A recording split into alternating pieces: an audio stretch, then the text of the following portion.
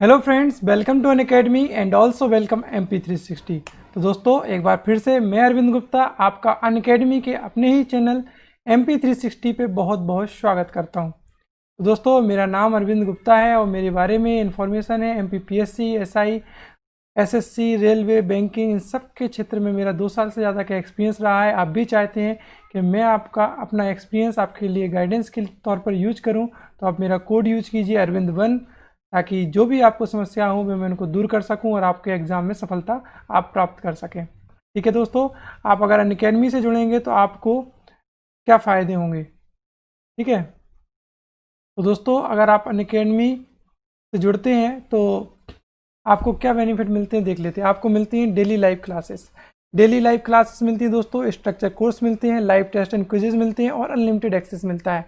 तो live class में आप अपने एजुकेटर के साथ लाइव क्लास के लिए जुड़ सकते हैं, स्ट्रक्चर कोर्स में कंप्लीट कोर्स अपना कर सकते हैं, लाइव टेस्ट से अपनी प्रिपरेशन को लाइव ट्रैक कर पाते हो। अनलिमिटेड एक्सेस में आपको कोई भी वीडियो कितनी बार देख पाओ, कोई दिक्कत नहीं होती, कोई रिस्ट्रिक्शन नहीं होता। अगर आपको अनअकैडमी से जुड़ना है तो क्या करना पड़ेगा। आपको अनअकैडमी से जुड़ने के लिए अपने मोबाइल में अनअकैडमी लर्निंग ऐप डाउनलोड करना है, चाहे वो आपका एंड्रॉयड या एप्पल का मोबाइल हो, और फिर उसमें आपको MPPSC व्यापम गोल सेलेक्ट करना है और आपको 1 महीने से लेकर 2 साल तक के आपको सब्सक्रिप्शन प्लान दिए गए हैं।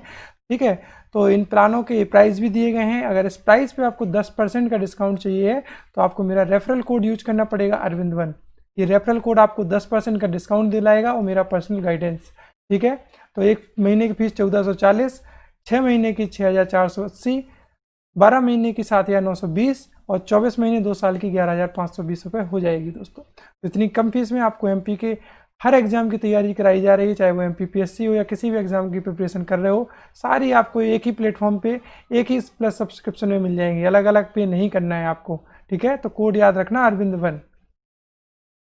चलिए, और ये प्लस सब्सक्रिप्शन की जो अभी रिसेंटली आपको फ़ायदे मिल रहे हैं वो ये हैं, फाउंडेशन कोर्स MPPSC के लिए प्री मेंस इंटरव्यू तक सारी चीज़ें आपको, आंसर राइटिंग टेस्ट ये सब कराया जा रहा है।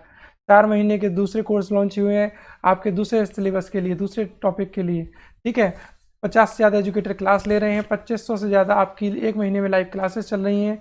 हिंदी इंग्लिश में आपको मैगजीन प्रोवाइड कराई जाएगी, 20,000 से ज़्यादा क्वेश्चन आपके डिस्कस किए जाएंगे, मॉक टेस्ट, प्रैक्टिस क्वेश्चन, सारी चीज़ें आपको फैसिलिटी मिलेंगी प्लस सब्सक्रिप्शन पे। लेकिन कोड आपको याद रखना है अरविंद 1।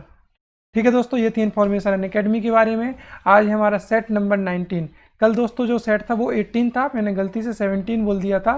कल 18 था, आज है हमारा सेट नंबर 19। ठीक है, चलिए आगे बढ़ते हैं। पहला क्वेश्चन है आपका, एंटीवायरस सॉफ्टवेयर इनमें से किसका उदाहरण है। बिजनेस सॉफ्टवेयर का, ऑपरेटिंग सॉफ्टवेयर का, सिक्योरिटी यूटिलिटी का, या ऑफिस सूट का। बताना है एंटीवायरस सॉफ्टवेयर इनमें से किसका एग्जाम्पल है। ऑप्शन A, B, C और D।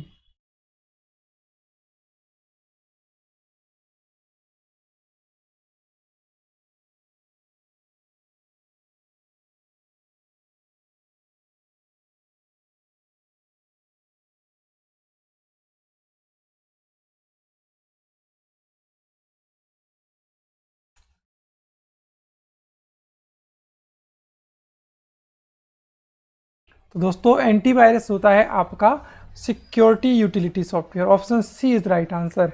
तो दोस्तों जो देखिए, जनरली आपके जो सॉफ्टवेयर हैं उनको बांटा गया है। एक तो आपका होता है सिस्टम सॉफ्टवेयर, तो वो होता है आपका ऑपरेटिंग सिस्टम जो पूरे सिस्टम को मैनेज करता है, सिस्टम को चलाता है। फिर होते हैं आपके एप्लीकेशन सॉफ्टवेयर, तो जिनसे आप अपने काम को आसानी से कर सकते हो, वो होते हैं आपके एप्लीकेशन सॉफ्टवेयर।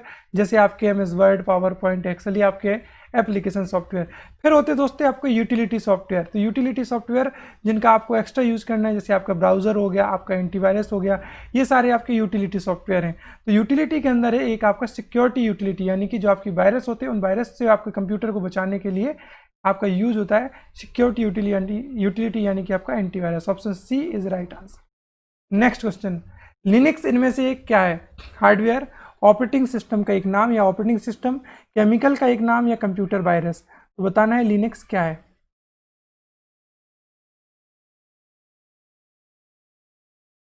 बताइए लिनक्स के संदर्भ में लिनक्स क्या है। तो दोस्तों लिनक्स जो है वो आपका एक ऑपरेटिंग सिस्टम है। ठीक है, याद रखेंगे, एक OS है आपके कंप्यूटर का, ऑपरेटिंग सिस्टम है, सिस्टम सॉफ्टवेयर है। नेक्स्ट क्वेश्चन, अनसॉलिसिटेड डी लिखा हुआ है, डा। अनसॉलिसिटेड ईमेल को क्या कहते हैं? न्यूज़ ग्रुप, यूजनेट, बैकबोन या स्पैम? ऑप्शन ए, बी, सी और डी। अनसॉलिसिटेड ईमेल क्या कहलाते हैं? ऑप्शन ए, बी, सी और डी, आंसर दीजिए।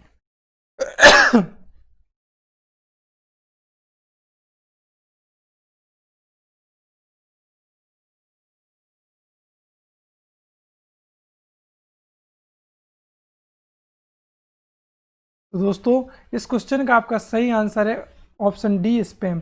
तो आपके जो ईमेल अकाउंट है, आपने अगर उसको कहीं भी अलग अलग जगह अगर आपने लॉगिन किया हुआ है तो उसके बहुत सारे मेल आते रहते हैं, ठीक है। और कुछ अनऑथराइज्ड मेल भी आते हैं आपको। क्या होता है कि जनरली ऐसे सॉफ्टवेयर और ऐसी चीज़ें होती हैं इंटरनेट पे कि जिनके थ्रू आप एट ए रैंडम किसी को भी मेल कर सकते हैं। तो हालांकि ये जो मेल होते हैं या तो वायरस से रिलेटेड होते हैं या आपके प्रमोशनल मेल होते हैं।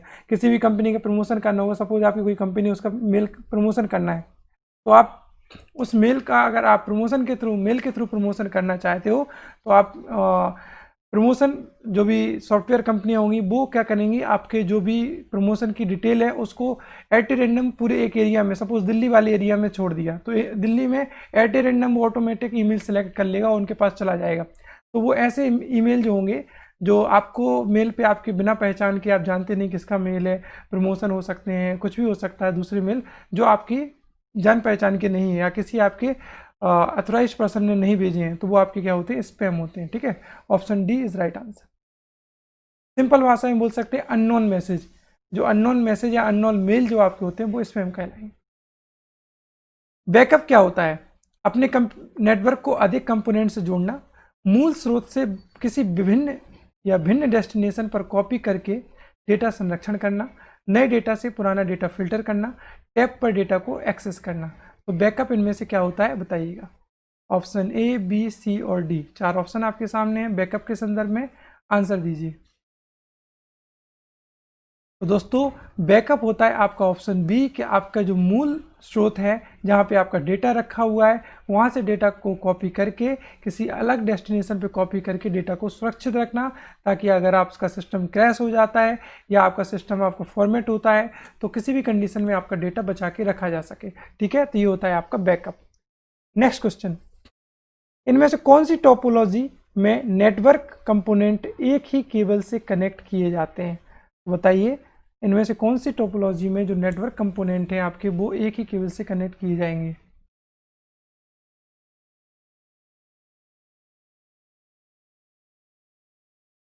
Option A star, option B ring, option C bus या ऑप्शन डी मैश। तो दोस्तों ये चारों ही आपकी नेटवर्क टोपोलॉजी है जिसके जरिए आपके कंप्यूटर या आपकी दूसरी डिवाइसेस नेटवर्क से जुड़ी रहती हैं। तो इसमें अगर एक ही केबल से जोड़ना हो तो वो होती है आपकी बस टोपोलॉजी। तो बस टोपोलॉजी जनरली क्या होता है दोस्तों, एक आपकी एक सिंगल वायर होती है, कि ऐसी केबल होती है, ठीक है, एक मोटी सी केबल होगी आपकी, और इस केबल में आपके अलग अलग कंप्यूटर जुड़े रहते हैं, ठीक है। जैसे एक कंप्यूटर मैंने यहाँ जोड़ दिया, ठीक है, एक कंप्यूटर यहाँ जोड़ दिया, एक कंप्यूटर यहाँ जोड़ दिया और एक कंप्यूटर यहाँ जोड़ दिया। इस तरीके से आपकी ये बन जाती है आपकी कौन सी, बस टोपोलॉजी, ठीक है।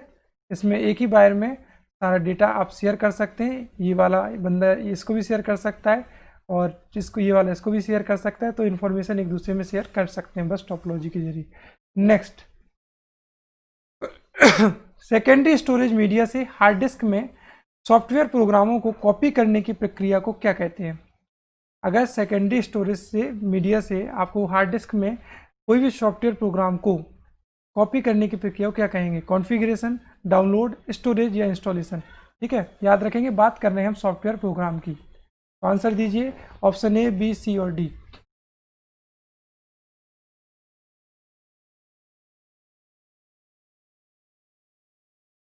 तो दोस्तों इसका सही उत्तर होगा आपका ऑप्शन डी, इंस्टॉलेशन, ठीक है। तो आपको हार्डवेयर में कोई भी सॉफ्टवेयर है या उसका सेटअप है तो उसको आपको अपने कंप्यूटर में, अगर सेकेंडरी स्टोरेज से आपके हार्ड डिस्क में, जो आपके सी ड्राइव में अगर उसको इंस्टॉल करना है, उसको डालना है, तो आपको उस प्रोग्राम को आपके कंप्यूटर सिस्टम में इंस्टॉल करना पड़ेगा। ठीक है, तो option D installation is right answer. Next question, बड़े पैमाने पर भौगोलिक रूप से अलग अलग फैले हुए ऑफिस लेंस एक ऑपरेट इनमें से किसके उपयोग से कनेक्ट किए जा सकते हैं? बताइए कि बड़े पैमाने पर भौगोलिक रूप से अलग अलग फैले हुए ऑफिस लेन को इनमें से किसके जरिए कनेक्ट कर सकते हो आप? CAN, LAN, DAN या WAN? तो दोस्तों यहाँ बात हो रही है बड़े पैमाने पर या भौगोलिक रूप से। ठीक है, तो बड़े पैमाने पर अगर बहुत सारे लेन को आपको कनेक्ट करना है तो आप किससे करेंगे? वाइड एरिया नेटवर्क WAN से। ठीक है, तो option D is right answer. ठीक है, बहुत सारे लेन को अगर आपको एक साथ कनेक्ट करना है तो आप करेंगे WAN से, WAN से, वाइड एरिया नेटवर्क से। आपको बताया था वाइड एरिया नेटवर्क होता है कि आपको एक सिटी से ज़्यादा के कंप्यूटर सिस्टम को अगर आपको कनेक्ट करना है, बहुत सारे लेन फैले हुए कई ऑफिस के लेंस को अगर एक कॉर्पोरेट बेन से उपयोग से कनेक्ट कर सकते हैं आप। ठीक है, next question, dial up internet access का एक उपलब्ध निम्नलिखित में से है। सॉरी, क्वेश्चन दोबारा पढ़ता हूं मैं। डायल अप इंटरनेट एक्सेस का एक लाभ निम्नलिखित में से कौन सा है? यह ब्रॉडबैंड टेक्नोलॉजी का उपयोग करता है, यह विद्यमान टेलीफोन सेवा का उपयोग करता है, यह सुरक्षा के लिए राउटर का उपयोग करता है, मॉडेम स्पीड बहुत तेज होती है। तो आप बताइएगा कि डायल अप इंटरनेट एक्सेस कैसे प्रॉफिट ले सकते हो आप डायल अप इंटरनेट एक्सेस? तो 4 ऑप्शन आपके सामने, आंसर दीजिएगा। तो दोस्तों डायल अप इंटरनेट एक्सेस के लिए लाभ लेने के लिए आपको इसका सही जो उत्तर है वो है ऑप्शन बी, या विद्यमान टेलीफोन जो आपकी सेवा होगी उसका उपयोग करके आप डायल अप इंटरनेट एक्सेस कर पाते हैं।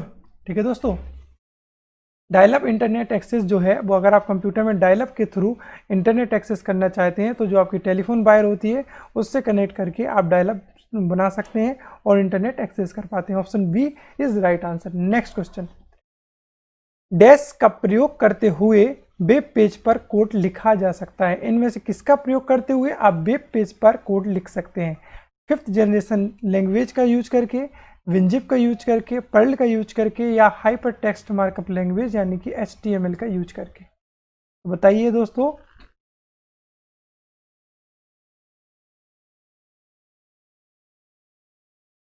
तो किसका यूज करके आप वेब पेज पर कोड लिख सकते हैं? तो दोस्तों आपको अगर वेब पेज पे कोड लिखना है तो आपको यूज करना होगा HTML का, हाइपर टेक्स्ट मार्कअप लैंग्वेज का।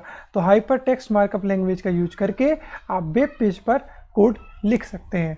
Option D is right answer. Next question, CAD का फुल फॉर्म क्या है? CAD का फुल फॉर्म बताना है आपको। Option A, computer algorithm for design, computer aided design, computer application in design, या ऑप्शन डी उपरोक्त में से कोई नहीं। तो आंसर दीजिए, CAD का फुल फॉर्म क्या होगा? बताइए, आंसर दीजिए, CAD का फुल फॉर्म इनमें से क्या होगा? 4 ऑप्शन आपके सामने दिए गए हैं, ऑप्शन ए, बी, सी और डी। तो दोस्तों आपका CAD का फुल फॉर्म है कंप्यूटर एडेड डिज़ाइन। ठीक है, क्या है CAD का full form? Option B, computer aided design. और CAD क्या होता है, CAD क्या होता है? तो कंप्यूटर एडेड डिज़ाइन दोस्तों कोई भी आपकी 3D डिज़ाइन या नॉर्मल डिज़ाइन बनती है वो आपकी सॉफ्टवेयर है, एक प्रोग्राम है कंप्यूटर एडेड डिज़ाइन। तो इसके जरिए आपकी डिज़ाइन बनती है। आपको जैसे किसी घर का 3D मैप बनाना है तो वो कंप्यूटर एडेड डिज़ाइन के जरिए आप घर का मैप बनवा सकते हैं। किसी भी मैकेनिकल इक्विपमेंट, आपकी कार हो गई, कोई भी मशीन हो गई, तो उसका पहले जो डिज़ाइन बनाया जाता है वो CAD से बनाया जाता है, CAD से बनाया जाता है, फिर उसको बाद में काम पे लगाया जाता है और उसकी जो मूल संरचना होती है बाद में बनाई जाती है। पहले कोई भी डिज़ाइन है तो बड़ी बड़ी कंपनियों में पहले वो आपके कंप्यूटर एडेड डिज़ाइन यानी कि CAD के जरिए की जाती है। और इसका एक एग्जाम्पल है आपका, इसका एक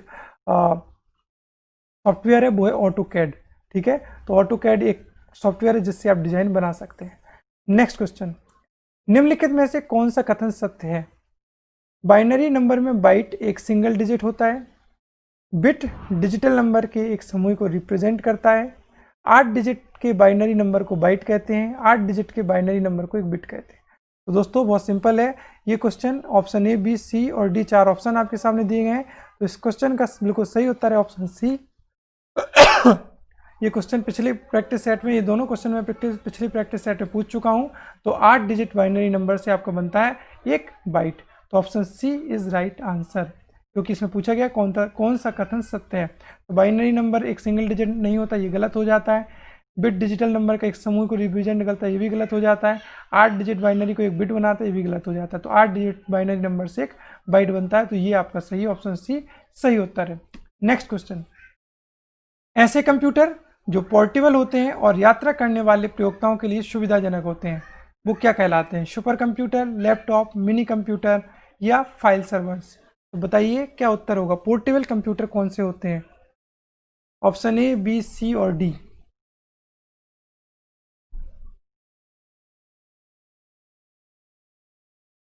तो दोस्तों आपके पोर्टेबल कंप्यूटर होते हैं ऑप्शन बी, लैपटॉप। तो लैपटॉप जो होते हैं दोस्तों वो होते हैं आपके पोर्टेबल कंप्यूटर, ऑप्शन बी। इनको कभी भी आसानी से कैरी किया जा सकता है। कहीं भी आप यात्रा कर रहे हो तो आप इसको इजीली अपने बैग में रख के आप यात्रा कर सकते हैं, ट्रेवल कर सकते हैं।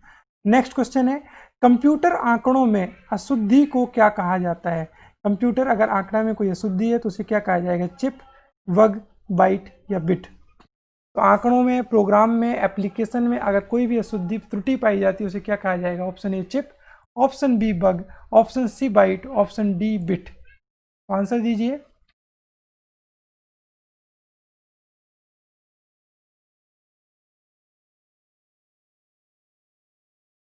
तो दोस्तों आपके कंप्यूटर आंकड़ों में जो अशुद्धि पाई जाती है उसको बोला जाता है बग।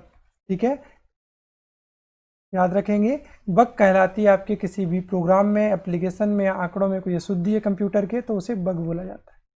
यूजर यह कैसे निर्धारित कर सकता है कि कंप्यूटर पर कौन से प्रोग्राम उपलब्ध हैं? क्वेश्चन नंबर 14 आपके सामने दिया गया है। ऑप्शन ए, हार्ड डिस्क की प्रॉपर्टीज चेक करके।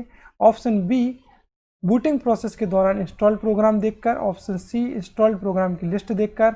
ऑप्शन डी, डिस्क पर सेव की गई विद्यमान फाइलें चेक करके। तो आप कैसे जान सकते हैं कि आपके कंप्यूटर में कौन से प्रोग्राम उपलब्ध हैं? 4 ऑप्शन आपके सामने दिए गए हैं, आंसर दीजिए।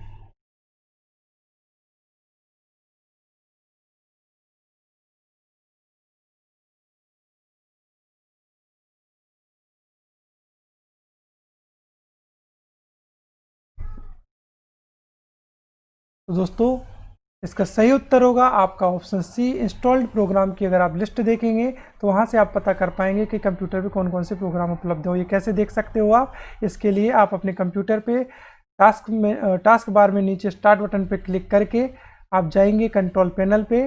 ठीक है, तो कंट्रोल पैनल पे जाके आप वहाँ से ऑल प्रोग्राम की लिस्ट देख सकते हैं। ठीक है, तो आपको पता चल जाएगा वहाँ के आपके कंप्यूटर सिस्टम में कौन कौन से प्रोग्राम हैं। नेक्स्ट क्वेश्चन, कंप्यूटर में कंपोनेंट ठीक से ऑपरेट हो रहे हैं और कनेक्टेड हैं यह सुनिश्चित करने के लिए कौन सी प्रोसेस चेक करता है?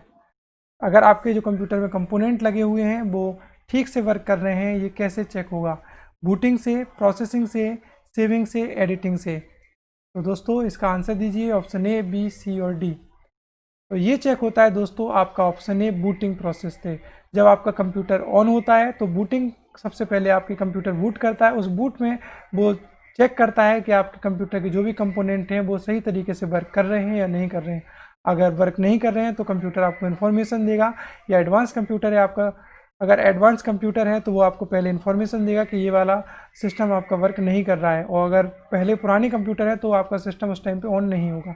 ओके, तो option A, booting is right answer. Next question, इनमें से किस लैंग्वेज का उपयोग करते हुए पहले कंप्यूटर प्रोग्राम किए गए थे? जो पहले कंप्यूटर के प्रोग्राम थे वो इनमें से किस लैंग्वेज में लिखे गए थे? असेंबली लैंग्वेज में, मशीन लैंग्वेज में, सोर्स कोड में या ऑब्जेक्ट कोड में? ऑप्शन ए, बी, सी और डी, आंसर दीजिए।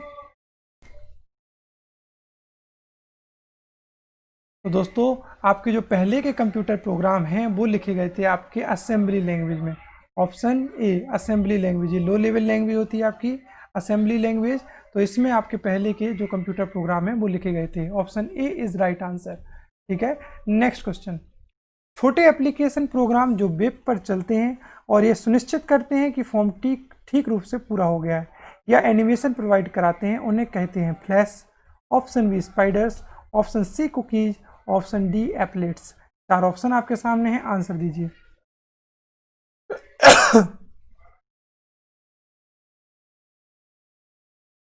ऐसे छोटे एप्लीकेशन प्रोग्राम जो वेब पेज पर चलते हैं और सुनिश्चित करते हैं कि फॉर्म ठीक रूप से पूरा हो गया है या एनिमेशन भी प्रोवाइड कराते हैं, तो उन्हें कहते हैं दोस्तों ऑप्शन ए फ्लैश। तो कौन से प्रोग्राम होते हैं आपके? वो होते हैं दोस्तों आपके flash program. Option A flash is right answer. तो फ्लैश प्रोग्राम क्या होते हैं? जिनमें आप छोटे छोटे जो भी वर्क हो वो आप वहीं पे कंप्यूटर पे ब्राउज़र पे खोल के उनको यूज कर सकते हैं, और जब आपका काम कंप्लीट हो जाता है तो वहीं पे वो उनको बंद कर सकते हैं। नेक्स्ट, रिलेशनल डेटाबेस में यह डेटा स्ट्रक्चर है जो एक सिंगल टॉपिक संबंधी इंफॉर्मेशन को रो और कॉलम में ऑर्गेनाइज करता है।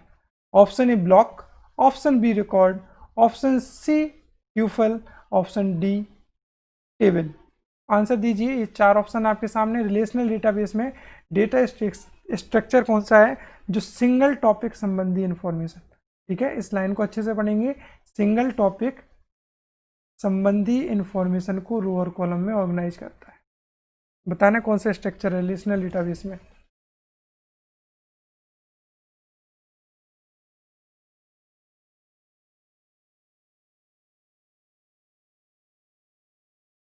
तो दोस्तों जो आपका रिलेशनल डेटाबेस का डेटा स्ट्रक्चर होता है वो होता है आपका टेबल के फॉर्म में, ठीक है। तो ये इंफॉर्मेशन को रो और कॉलम में ऑर्गेनाइज करता है, किस फॉर्म में? टेबल के फॉर्म में, ठीक है। तो option D table is right answer. Next question, software bug. अभी बताया था कि बग होता है आपके सॉफ्टवेयर की कोई त्रुटि, आपके आंकड़ों में कोई त्रुटि, तो उसको बोलते हैं बग। वही सॉफ्टवेयर बग को ठीक करने के लिए प्रयुक्त कौन सा प्रोग्राम यूज कहलाते हैं? तो अगर आपके सॉफ्टवेयर में कोई एप्लीकेशन में बग है तो उसे अगर आपको दूर करना है, ठीक करना है, तो उसके लिए कौन सा प्रोग्राम यूज होगा? पैच, यूटिलिटी, रेक्टिफिकेशन, या इनमें से कोई नहीं। Option A patch, option B utility, option C rectification, option D इनमें से कोई नहीं। 4 ऑप्शन आपके सामने हैं बग को ठीक करने के लिए प्रयुक्त होने वाला प्रोग्राम। तो दोस्तों आंसर है इसका ऑप्शन ए पैच। तो पैच आपके बहुत छोटे प्रोग्राम होते हैं, इनको एप्लीकेशन के साथ ही इंस्टॉल कर दिया जाता है, रन कर दिया जाता है, तो जो भी आपका बग होता है वो दूर हो जाता है। तो ये प्रोसेस क्या होती है कि पहले आपके कंप्यूटर में या एप्लीकेशन में कोई प्रॉब्लम आ रही है तो पहले उस बग को सर्च किया जाता है, फिर वो बग से रिलेटेड एक पैच प्रोग्राम को उसके साथ रन कर दिया जाता है, तो वो बग या वो त्रुटि या वो प्रॉब्लम आपकी दूर हो जाती है। तो option A patch is right answer. Next, device drives क्या होते हैं? एक्सटर्नल स्टोरेज डिवाइसों के लिए टाइम पावर कोड। विशेषज्ञ जो यह मानते हैं कि डिवाइसों का परफॉर्म कैसे अधिकतम किया जाए। छोटे विशेष प्रयोजन प्रोग्राम, ऑपरेटिंग सिस्टम का अंतरतम भाग। तो आंसर दीजिए, डिवाइस ड्राइव्स क्या होते हैं?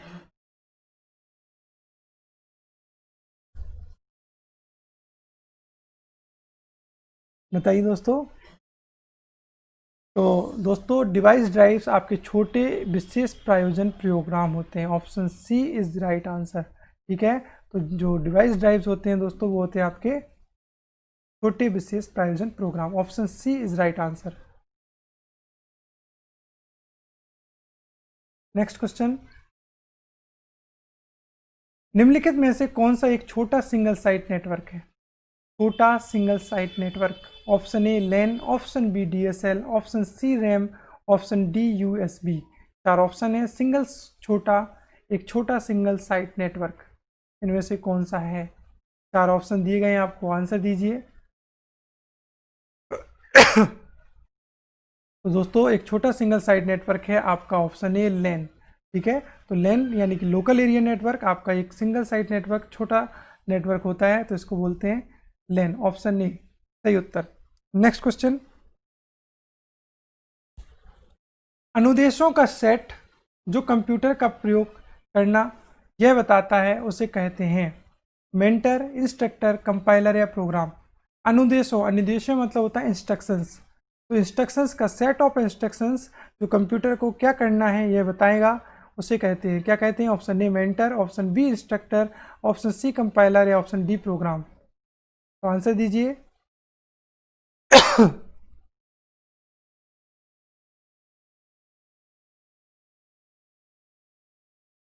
तो दोस्तों एक सेट ऑफ इंस्ट्रक्टर होता है आपका प्रोग्राम। तो एक प्रोग्राम ही आपके कंप्यूटर को बताता है कि वो क्या करना है, कैसे करना है। तो option D program is right answer. Next question है, आपको ऐसे किसी ईमेल का प्राप्त होता है जिसे आप नहीं जानते हैं, तो आप क्या करना चाहिए आपको? इसे सीधा पुलिस को भेजना चाहिए, बिना खोले इसे मिटा देना चाहिए, पूछकर आप उन्हें नहीं जानते हैं तो बताते हुए उसका उत्तर देना चाहिए, उत्तर देकर उसकी व्यक्तिगत जानकारी मांगनी चाहिए। तो अगर आपके पास कोई ईमेल आता है जिसे आप नहीं जानते हैं तो आप क्या करना चाहिए आपको? मतलब वैसे तो आप जो करना चाहिए वो कर सकते हैं, लेकिन जनरली आपको क्या करना चाहिए, उसका रीज़न भी है तो बताता हूँ क्यों। ऑप्शन ए, बी, सी और डी, पहले आप बताइए आंसर क्या होगा, फिर मैं बताता हूँ क्यों और कैसे। तो दोस्तों इसका सही उत्तर होगा ऑप्शन बी। तो अगर आप किसी ईमेल को नहीं पहचानते हैं और अगर आपके पास आया गया है तो उसे बिना खोले मिटा देना चाहिए। ठीक है, क्यों मिटा देना चाहिए? क्योंकि दोस्तों उस ईमेल में आपका वायरस हो सकता है, और वायरस तब तक आपके कंप्यूटर में ईमेल के थ्रू नहीं आता है जब तक कि आप उसे ओपन नहीं करते हैं। ठीक है, तो option B is right answer. तो चलिए दोस्तों, नेक्स्ट क्वेश्चन है आपका, ऑपरेटिंग सिस्टम द्वारा सीधे हैंडल नहीं किए जाने वाले अधिकांश कार्य निम्नलिखित में से कौन सा हैंडल कर सकता है? कई ऐसे कार्य होते हैं जो ऑपरेटिंग सिस्टम सीधे हैंडल नहीं कर पाता है, तो उनको इनमें से कौन हैंडल कर सकता है? Vertical market applications, utilities, algorithm या इंटीग्रेटेड सॉफ्टवेयर। ये चार ऑप्शन आपके सामने, आंसर दीजिएगा। अब इनमें से किनके जरिए ऑपरेटिंग सिस्टम द्वारा सीधे हैंडल नहीं किए जाने वाले अधिकांश कार्य को इनमें से कौन हैंडल कर सकता है? ए, बी, सी और डी। तो दोस्तों इसका सही उत्तर है आपका ऑप्शन डी, इंटीग्रेटेड सॉफ्टवेयर। तो आपके कंप्यूटर में कुछ इंटीग्रेटेड सॉफ्टवेयर भी होते हैं जो आपके ऑपरेटिंग सिस्टम द्वारा सीधे हैंडल ना किए जाने वाले कार्यों को हैंडल करते हैं। तो option D, integrated software is right answer. Next question, Microsoft office इनमें से क्या है? एक shareware, public domain software, open source software या एक एप्लीकेशन स्विट है? तो बताइए आंसर क्या होगा, ऑप्शन ए, बी, सी और डी। तो दोस्तों आपका माइक्रोसॉफ्ट ऑफिस एक एप्लीकेशन स्विट है। ठीक है, और ये किस स्विट का एक टाइप वो है, प्रोग्राम है? तो ये आपका एमएस ऑफिस, एक एमएस ऑफिस स्विट है, उसका एक एप्लीकेशन प्रोग्राम है। इसके अंदर आपके चार अलग अलग वो होते हैं। एक होता है आपका एमएस वर्ड, ठीक है, प्रोग्राम, चार अलग अलग प्रोग्राम होते हैं, MS Excel, MS PowerPoint. पिछली क्लास में भी आपको, लास्ट क्लासेस में भी मैंने बताया हुआ है, एक बार फिर से रिवाइज कर दे रहा हूँ आपको, एमएस एक्सेस। ठीक है, तो ये एमएस ऑफिस के चार एप्लीकेशन प्रोग्राम होते हैं, ये कंप्लीट आपका एक स्विट होता है। ठीक है, तो इसका सही उत्तर है आपका ऑप्शन डी, एक एप्लीकेशन स्विट। नेक्स्ट, मदरबोर्ड के कंपोनेंट के बीच इंफॉर्मेशन इनमें से किसके माध्यम से ट्रेवल करता है? फ्लैश मेमोरी, CMOS, बेज या बसेज? आंसर दीजिएगा। मदरबोर्ड में जितने भी कंपोनेंट लगे रहते हैं उन पे वो सारे एक दूसरे से कनेक्टेड रहते हैं, उनकी इन्फॉर्मेशन एक दूसरे में ट्रांसफर होती है, तो किसके माध्यम से होती है? ऑप्शन ए, बी, सी और डी। तो दोस्तों ये इन्फॉर्मेशन ट्रांसफर होती है ऑप्शन डी, बसेज के माध्यम से। आपने अभी कभी भी मदरबोर्ड देखना, आपके सिस्टम, जो आपकी सिस्टम यूनिट है उसके अंदर एक ग्रीन कलर की बोर्ड प्लेट लगी रहती है, उसके अंदर बहुत सी चिप और कंपोनेंट आपके चिपके हुए रहते हैं। तो उस ग्रीन प्लेट पे आप देखना है पतली पतली लाइनें बनी रहती हैं, पूरे एक जाल टाइप का बना रहता है। ठीक है, वो आपके एक आईसी से दूसरी आईसी को, एक कंपोनेंट से दूसरे कंपोनेंट को कनेक्ट करती हैं और इन्फॉर्मेशन ट्रांसफर करती हैं। तो आप उनको बोलते हैं दोस्तों, जो लाइनें होती हैं उनको बसेज बोलते हैं। ठीक है, तो option D, buses is right answer. Next question, इनमें से कौन से दो सर्वाधिक सामान्य इनपुट डिवाइस हैं? माइक्रोफोन और प्रिंटर, स्कैनर और मॉनिटर, डिजिटल कैमरा और स्पीकर, कीबोर्ड और माउस? तो बहुत सिंपल क्वेश्चन है, सामान्यतः इनपुट डिवाइस पूछा गया है, तो सीधे ही आंसर इसका हो जाएगा ऑप्शन डी। तो कीबोर्ड और माउस सर्वाधिक सामान्य इनपुट डिवाइस हैं आपके। ठीक है, और इनपुट डिवाइस बात की थी, यहाँ प्रिंटर आउटपुट है इसलिए गलत हो जाता है, यहाँ स्कैनर मॉनिटर आपका आउटपुट है तो ये गलत हो जाता है, डिजिटल कैमरा स्पीकर आउटपुट है तो यहाँ भी गलत हो जाता है। ठीक है, तो ये ऑप्शन तीनों गलत, ऑप्शन डी सही होता है।